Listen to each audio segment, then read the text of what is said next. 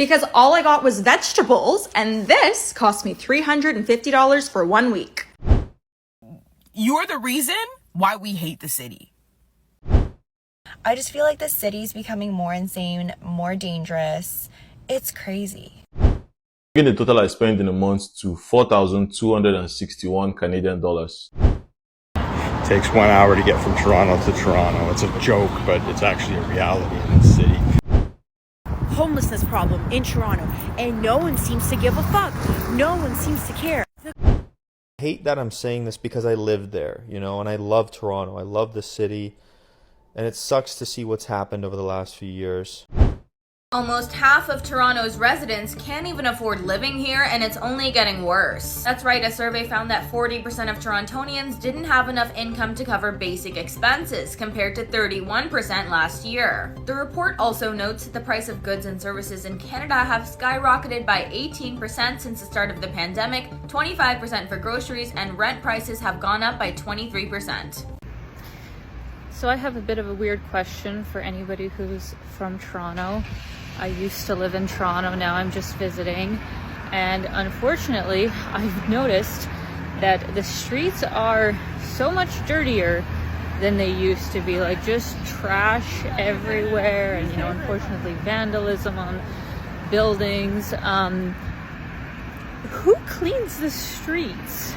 Like, do they clean them at night or something? Because I feel like I never see any sort of street cleaners. And if you've ever been to Europe, and even in Southeast Asia, they usually, you know, hire people throughout the day to come along and, like, at least sweep the main streets. So because that's not something I see in Canada, is it just not getting done? Like, is this just all gonna lay here until, I don't know, we pick it up? Or is there a dedicated crew?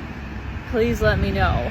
Is it just me, or has Toronto completely changed in the past 3 years? It is not the city it used to be. I've talked to a lot of my friends about this, and they all feel like way more unsafe in Toronto now, especially the girls and gays, which is me and me. I know that there has been like a really sharp increase in the homeless population and probably also drug use. I don't know the statistics on this, but I've seen it firsthand that there are a lot more people without homes living on the streets. And it's really, really fucking sad. The energy I get from people in Toronto now is angry. It's valid to be angry. I'm angry too. But a lot of my friends say that they've been victims of just random attacks, whether they got punched in the face, whether they got slapped randomly. My friend and I were on the streetcar and he got hate crimed for being gay. The other day I was like, wow, like I'm actually always fight or flight response on the TTC. And I'm sure these things happened before, but it just seems like it's accelerating right now. And it's really scary sometimes to, you know, be alone, especially as a female. But the other night I was having a dream and I kind of got like a message from that dream, and the message was, greet those people with as much love as you possibly can. The people that you are scared of, greet them with love. Treat them with love. Even if you don't directly talk to them, send them love energetically. I try to calm my nervous system as much as I can because I know that your mindset reflects everything in your external world. So if you feel unsafe, you're going to attract situations that make you feel unsafe. But if you know that you are safe and you truly believe it and you take time to calm your nervous system, you are going to see that you attract safe situations. It's all about the mindset, baby, and I know that it's hard because you have evidence that you may feel unsafe, but sometimes we just gotta trick our brains. So I know there's people out there that will say, okay, if you cannot afford to, survive on one paycheck in regards to rent and food and all of that stuff, just get a second job. I honestly don't feel that the average person is built for 2 full-time jobs, mentally and physically. That shit is draining. I remember a time a few years ago where I worked 3 nights a week from 10:30 to 7 a.m. I worked an overnight job on top of my regular full-time job, which was from 1 to 9. And to be honest, half the time I didn't know if I was alive or dead. I was living off of Red Bull. I was just exhausted. I honestly feel like when I actually was speaking with human beings, there was a delay in my mind processing what they were saying and what I had to respond. That's how exhausting it was. And then the funny thing about it was when I did my taxes the following year, I owed the government money. It was just like, it was like a lose-lose situation. And it's like, I feel like taking on a second job just not only physically and mentally draining, but just like you end up having to pay more taxes. So even though you're trying to make money to get yourself out of a hole or to make a better life for yourself, you're going to be put back into the hole once tax season comes again. So I spent $641 on grocery this weekend. I think I speak for all of Toronto when I say I feel you. Because all I got was vegetables, and this cost me $350 for 1 week. As someone who was born and raised in Toronto, I can genuinely say I hate Toronto. Like, I hate the city so much. I hate what it's becoming. And I was literally just talking to one of my followers about this because I made a comment about it. And I just wanted to say, like, I take my opinions and other people who were born in the cities' opinions of hating the city and what it's becoming far more deeply, and it just makes more sense, and I can actually understand the spirit of it, versus someone who is not born in the city and they just moved here maybe 5 years ago, maybe even 3 years ago, or even longer, whatever, but you're not born and raised in Toronto. You don't know like the city like that. It's like become a niche to say I hate Toronto. So when those people say it, it just irks me, and it just makes me hate it even more, because I genuinely hate the city. I was there when it was good. I was there in 2014. I was there in 2016. When we were at our prime, and, even 2019 when the Raptors won, that was probably it. After that, it was downhill from there. We're now in 2025, and I can see that the sped generation is in full demand, full force, full-fledged, so I'm genuinely saying I fucking hate the city. But when other people start saying it, even the younger generation, when they start saying it, it's like, you're the reason why we hate the city. You are a part of the big fraction of the issue. So I just want everybody to know this. PSA Toronto freaking OG here. When you say you hate the city and you're not really from here, you're the factor to us who genuinely grew up here and know the city when it was actually good. You are a contributing factor to us hating the city. It's kind of crazy to me how bad Toronto has gotten over the last few years. I went to Center Island just on the weekend, and Center Island's nice. You go there, you take the ferry. The ferry is a bit of a mess, but you go there, it's nice. You go on the rides. It's good for kids. Really, it's a good place to take your kids.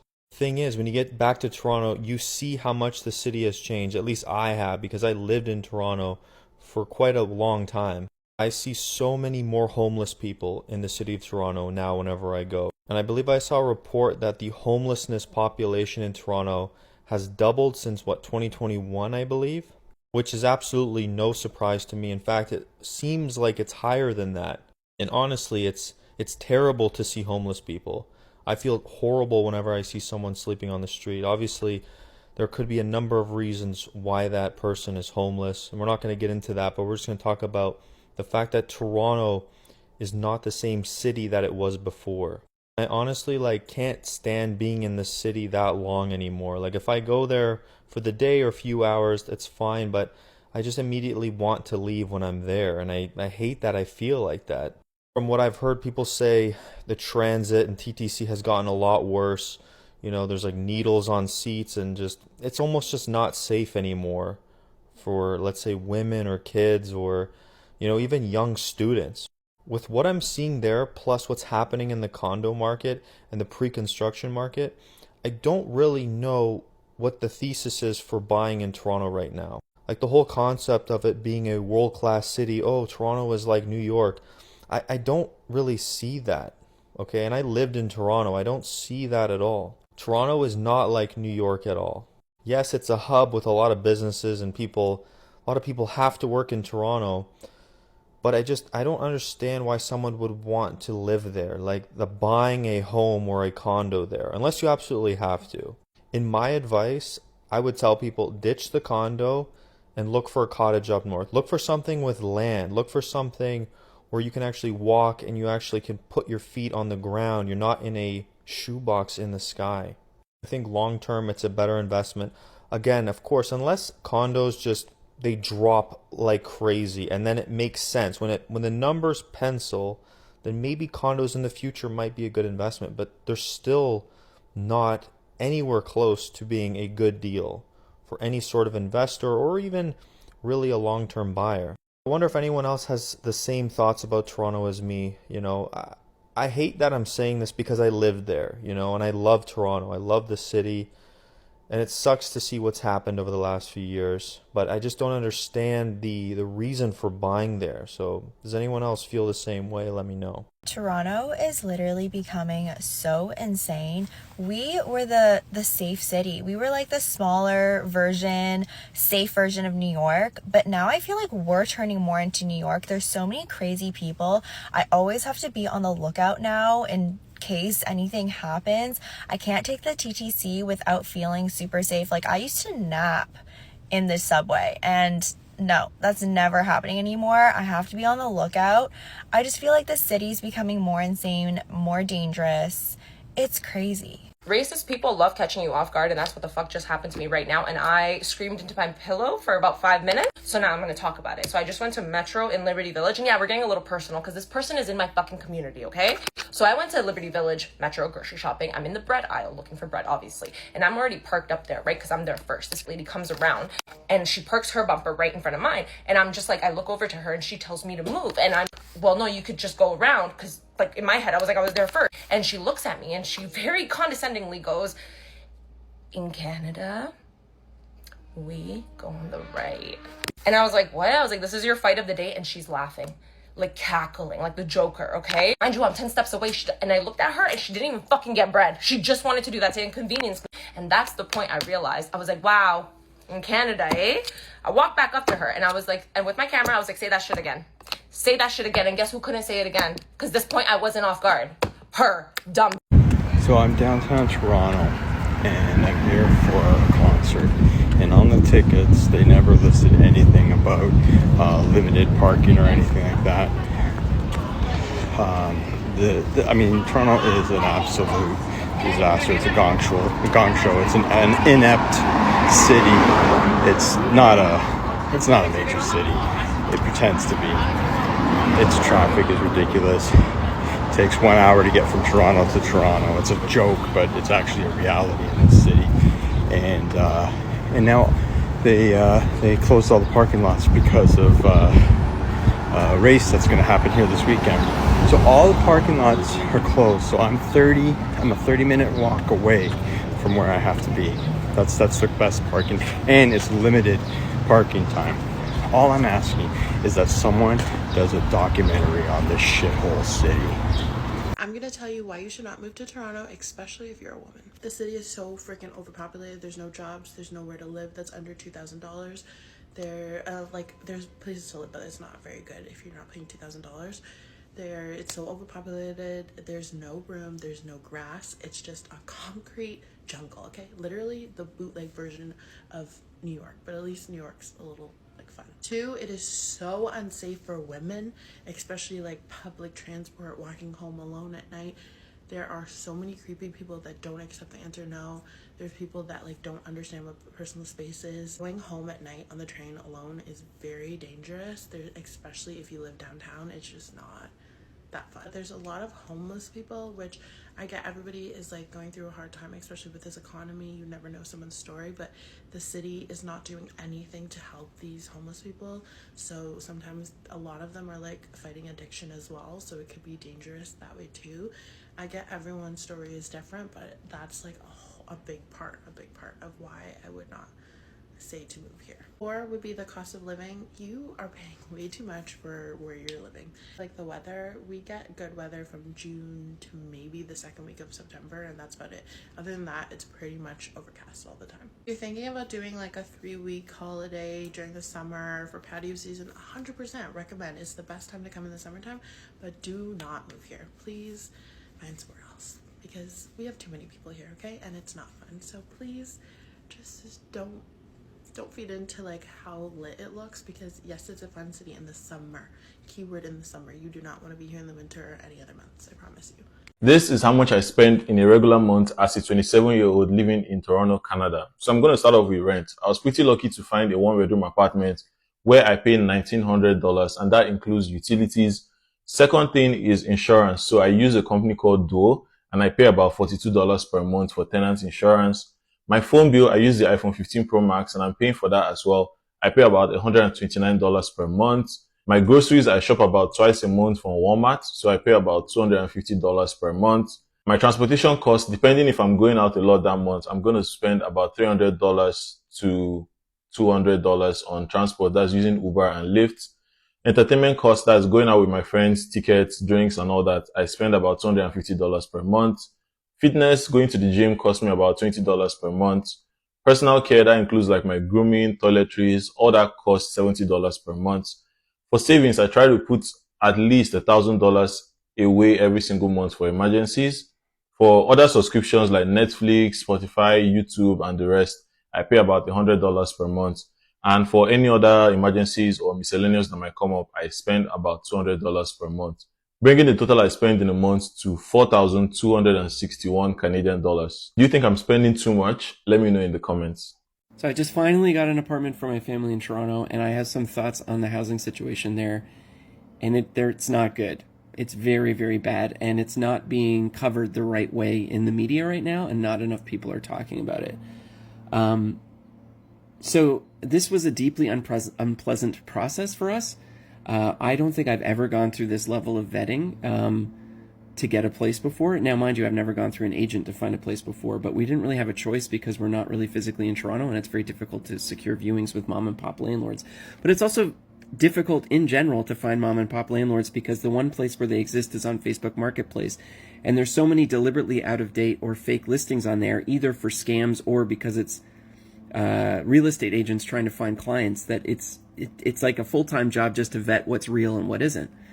But even so, the amount of personal information I had to give to total strangers, hoping that they have good enough info security that they're going to delete whatever they don't need after, and not steal my identity. It's ridiculous. It's absolutely insane, the amount of information I have to hand over.